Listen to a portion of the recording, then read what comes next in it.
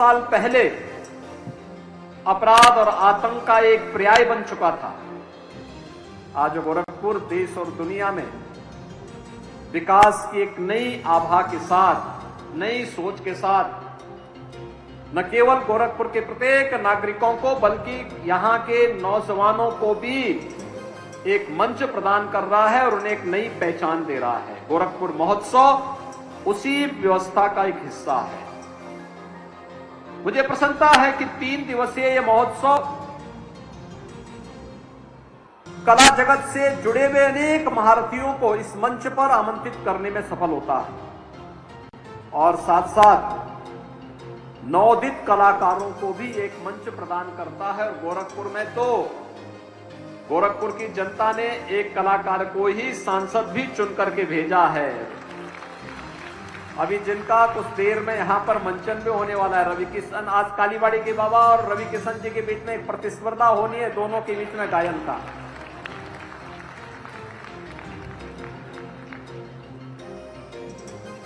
कला वास्तव में इसका सम्मान होना चाहिए और हर स्तर पर इसे प्रोत्साहित भी किया जाना चाहिए। कल मैं वाराणसी में था।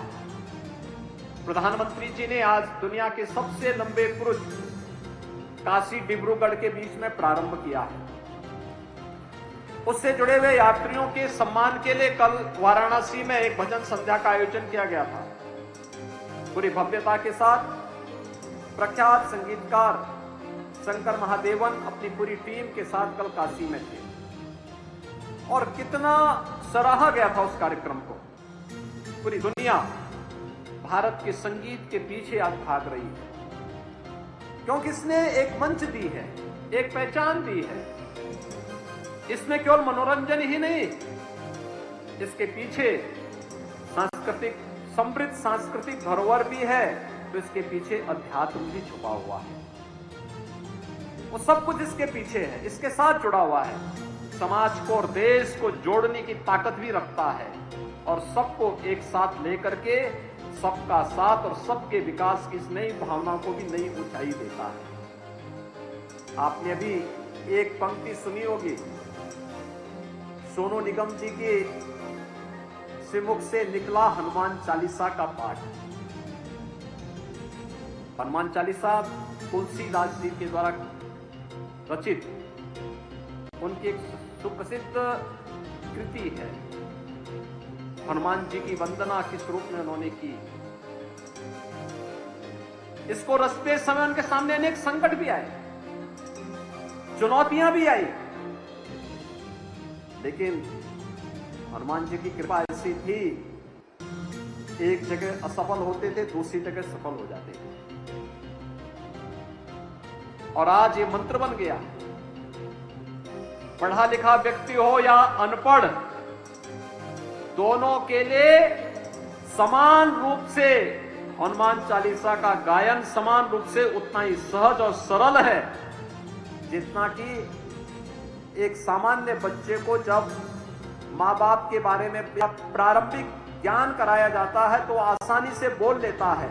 तो वही स्थिति हनुमान चालीसा की भी है कि हमारे रोम रोम में बस गया है। हर व्यक्ति, हर भारतीय हनुमान चालीसा का पाठ बड़ी श्रद्धा और सम्मान के साथ करता है।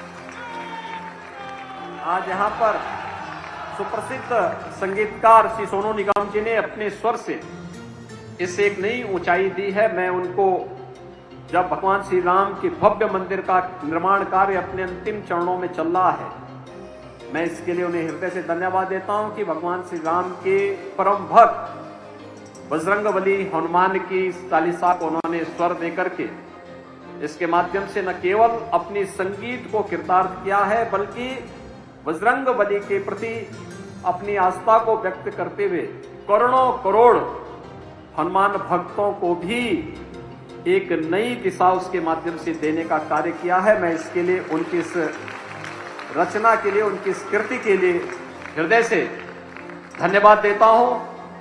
गोरखपुर महोत्सव में आज 10 विभूतियों को सम्मानित किया गया है जो गोरखपुर रत्न के रूप में, जिन्होंने अलग अलग क्षेत्र में अपनी एक पहचान बनाई है।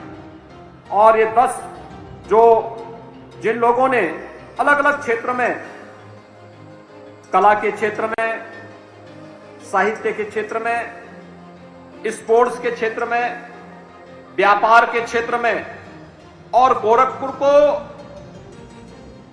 अलग अलग क्षेत्र में जिन्होंने एक नई पहचान दिलाई है, ऐसी 10 विभूतियों को महोत्सव समिति ने गोरखपुर रत्न के साथ जोड़ते हुए उन्हें सम्मानित करके इस मंच के माध्यम से उन्हें प्रोत्साहित किया है। प्रोत्साहन केवल उन 10 विभूतियों के लिए नहीं है, गोरखपुर की वर्तमान और